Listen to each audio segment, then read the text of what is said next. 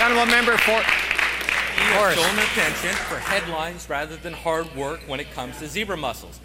Zebra mussels were first discovered in the Red River Basin back in 2009, and yet here we are in the last week of October, and the minister is again trying to close the barn door that his government left open.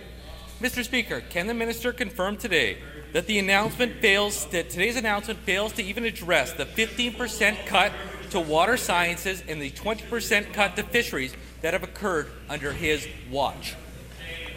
the Honourable Minister of Conservation. Well, thank you, Mr. Speaker, and I thank the member opposite for raising the topic of zebra mussels today, because it allows me to put on the record that we made a very big announcement today, Mr. Speaker. We have committed to doubling our resources for the combating of zebra mussels going into the following season.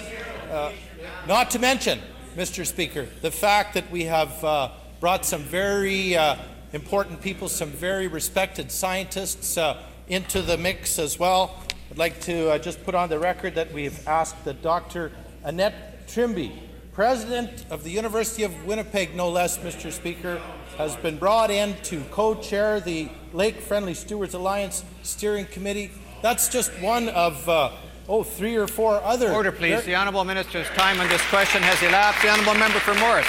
The minister has released 18 invasive species bulletins since June 26th, yet not a single one of these bulletins references that under Manitoba law it is illegal to possess or transport zebra mussels, and I'll table those for the minister.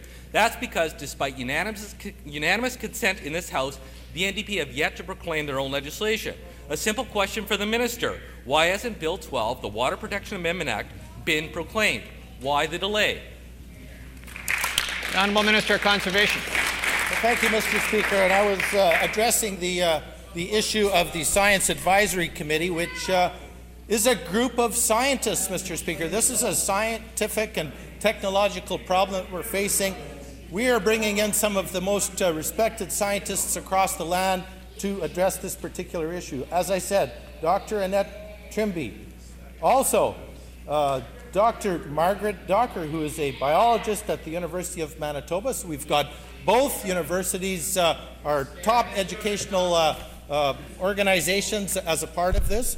Not to mention, Mr. Speaker, Dr. Jim Reist of Fisheries and Oceans Canada. So we're not only are we engaging our universities, we're bringing in resources from the federal government as well. And last, certainly but not least, Order, please. The Honourable Minister's time on this question has elapsed. The Honourable Member for Morris. Issue so exemplifies the NDP's failure than the establishment of zebra mussel population under their watch.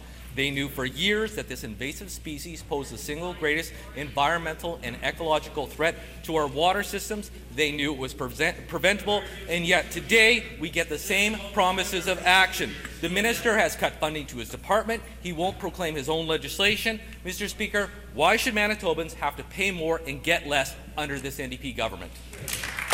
The Honourable Minister of Conservation. Well, Mr. Speaker, I think what's most important to all about the announcement that we made today was the doubling of resources, and a good percentage of that will be invested in public education, in information. This is what matters most of all, Mr. Speaker, that each and every Manitoban realizes that they have a role to play in the prevention of spreading of zebra mussels to other bodies of water in our province. We have 100,000 lakes in this province, Mr. Speaker.